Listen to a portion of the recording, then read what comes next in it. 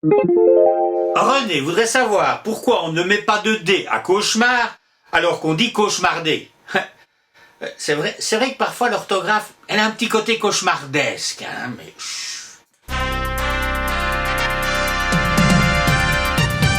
Cauchemar rassemble deux termes, je vous le donne en mille, cauche et mar.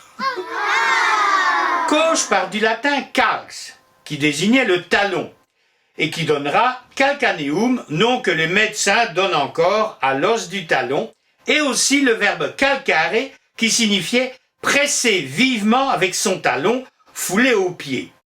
Toujours dans le genre SM, les Romains avaient aussi le verbe inculcare, qui signifiait faire rentrer à coups de talon. On s'en est servi pour créer le verbe inculquer. En attendant, calcare a donné le cauche de cauchemar. Ce cauche appartient au dialecte picard, qui avait comme caractéristique de conserver le K, contrairement au phrasé parisien où le K latin devient che. Captare donnera chasse dans le dialecte parisien et catch en picard, d'où il partira en Angleterre. Calcare comporte deux fois le son K, calcare, d'où une hésitation. Qu'on retrouve dans le dictionnaire du dénommé Nico, qui est aussi connu pour avoir offert à Catherine de Médicis une herbe qu'on a baptisée la nicotine. La linguistique mène à tout. Nico, dans son dictionnaire, propose trois graphies. L'une totalement parisienne, chauchemar, l'autre totalement picarde, coquemar, et celle qui, en triomphant, offrira un magnifique compromis, cauchemar. Le co est picard, le che parisien.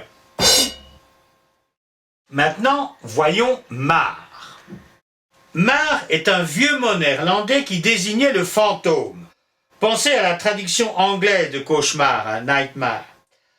Notez que mar en néerlandais possède un E. Nos aïeux avaient conscience que cauchemar rassemblait deux mots différents. Regardez ce qu'écrit Caudegrève dans son dictionnaire français-anglais. Constatez au passage qu'il préfère la version 100% parisienne. Mais le trait d'union prouve bien qu'il avait conscience qu'il s'agissait de cauche et de mar, de deux mots complètement différents. Cette distinction, cette prise de conscience, explique qu'on ait conservé le E à cauchemar. Et au début, on le prononçait cauchemar. Peu à peu, cette prononciation va diminuer puis disparaître, comme le prouve le grammairien Ménage.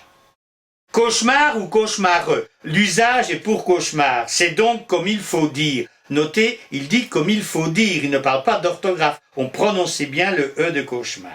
Mais, visiblement, lui, il trouve qu'il ne faut plus le prononcer. En 1694, l'Académie l'accepte encore avec un E. Donc très longtemps, on a écrit cauchemar avec un E. Et c'est ce E qui explique l'absence de D. En effet, si on avait mis un D après le E, ça aurait été cauchemared ou cauchemaré, enfin je ne sais pas comment on aurait prononcé, mais ça n'allait pas. Et c'est pourquoi on s'est habitué à écrire cauchemar sans D, malgré le verbe cauchemarder. Donc voilà pourquoi il n'y a pas de D à cauchemar. À cause du E. Autrefois, on imaginait que le cauchemar était provoqué par une force surnaturelle venue piétiner la poitrine du dormeur. Donc on retrouve le calcaré et le talon.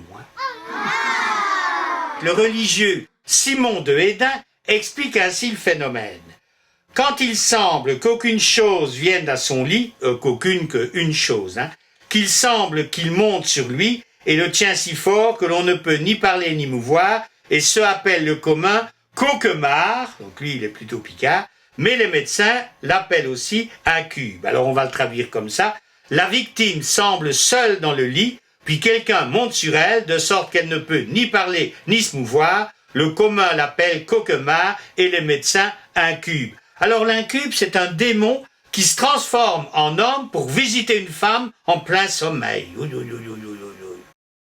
En 1694, l'Académie est plus rationnelle. Le cauchemar, c'est une maladie causée par des vapeurs qui oppressent la poitrine et empêchent la respiration principalement la nuit. Elle ajoute que le vulgaire croit que le cauchemar est un esprit incube. Ce n'est qu'en 1878 que l'Académie décrira le cauchemar comme étant synonyme d'un rêve pénible.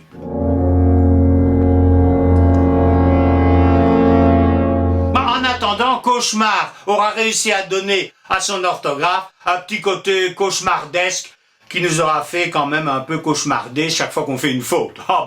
C'était le minimum qu'il puisse faire.